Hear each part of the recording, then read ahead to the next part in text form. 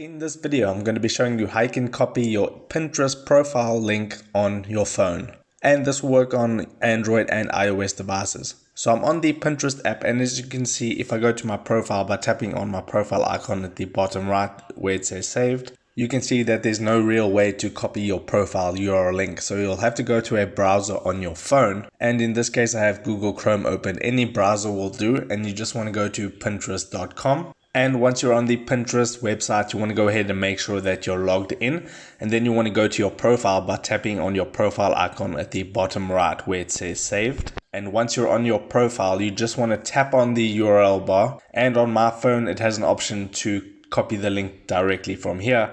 But if you're on any other phone or an iPhone, you'll just have to You'll just have to tap on the URL bar, long hold on the address, and then tap on copy. And you can see if I now go to a notepad and I paste in what I just copied from the URL bar, you can see that is my Pinterest profile link. So that is how you copy your Pinterest profile link on your phone. If this video helped you out, make sure to hit the like button and subscribe for more. Take care.